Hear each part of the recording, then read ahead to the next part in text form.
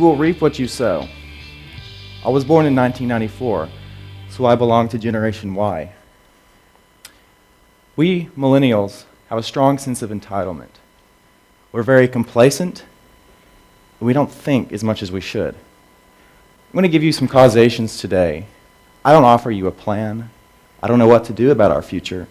But what I give to you today is in hopes to assuage our negative future. First, we'll go to the 1990s. Think about it for yourself personally. Think about it historically. And through the 90s, our economic expansion was the greatest and most expanded in our nation's history.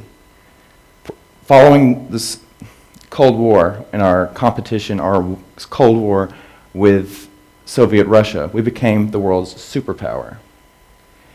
And as we became the world's superpower, our markets blossomed to become the most open and most investable in the world. People were buying in America. People were investing in America. It was a great time. We were at the top. Look left, look right, no one was even with us. We were at the top of the world. And as a result, and as it happens everywhere in nature, we became complacent as a nation.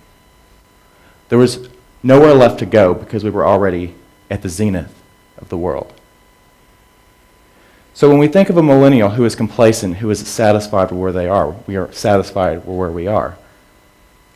It's because of the 90s, because it naturally occurred to this nation. Is there a way out of it? Of course there is. Get your act together. Achieve. Move forward. Stay longer in the library. Do one more rep in the gym. You have a job, stay late. Don't be satisfied. Why do we lack intelligence? When we think of the brain, we don't think of it as a muscle, but the brain is a muscle. And if you don't use your muscles, you lose them. Use it or lose it, right? When your brain is tested, when you must think outside of the box, when things are hard, your brain grows. Neurons strengthen. Your muscle grows. With standardized testing, our brains were not used the way they should. We didn't have to think outside of the box. In fact, if we did leave our comfortable box, it was viewed as wrong because the institution, in my case, is the state of Texas. I took tax and all that jazz. I got out before STAR. They set forth a goal. And for me, that goal was to make a 70 or above on each of my tax tests, and I get to move on to the 4th grade and then the 5th grade, and I'm successful, I'm educated. However, with that goal came a clear-cut, paved, beautiful path. And all year long, my teacher, my instructor would hand-feed me this information, and all I had to do was put forth some effort and show up to class, and I would be educated. The problem is I never had to really strain. My generation and anyone who goes through the process of taking the test and preparing for the test, we don't think the way we should.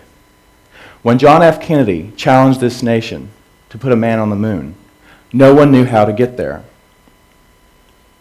It took this nation's greatest scientists, mathematicians, engineers, pilots to get there. They had to think outside of the box. They had to use their brain. When we look at a millennial today, you look at us and you think they're a bunch of idiots. They aren't thinking. Why should we? Because we haven't had to all throughout our education, all throughout school. So when we get into the real world and we're not prepared to think critically and to solve problems, think about standardized testing. Failure. We've forgotten how to fail. No one has allowed us to fail. Everyone's a winner, right? Winning isn't everything. When you lose or you don't make the best grade, pat you on the back, you tried hard. That's false. There's a strong marriage between failure and success. You must fail before you can succeed.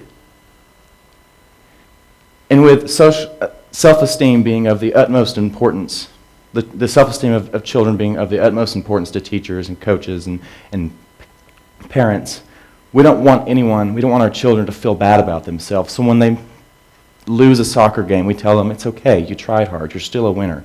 And then we tell the winning team to not brag about it because we don't want anyone else to feel bad.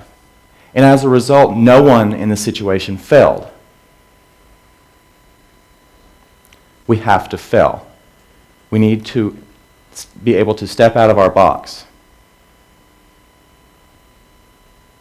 Moving on to the future, my generation isn't the only one infected by all these situations that I give you. It's the children in school now that are learning.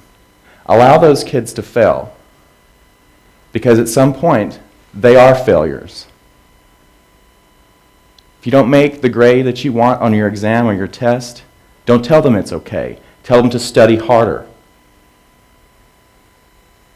If you don't get the job that you want, don't tell them it's okay. Don't reflect on the negative too much. Process it and move on. But it's not okay. You have to regroup and get out there. So, I want to thank you all today, because prior to this, I just wanted to get it over with. I wanted to come up here, give you a little talk, right? And move on, go have dinner with my family and my friends. You allowed me to get out of my comfort zone today, to grow, to become a better speaker? I don't think so, no. More confident. Thank you for allowing me to come up here and stumble over a few words and pace like I'm nervous, because I am. You allowed me to fail for you today on certain occasions. Thank you. What I'll take away from this is a more confident self, a more experienced person. Those of you in my generation, let's stop being complacent. There's no need for it to continue. Achieve, do great, smile.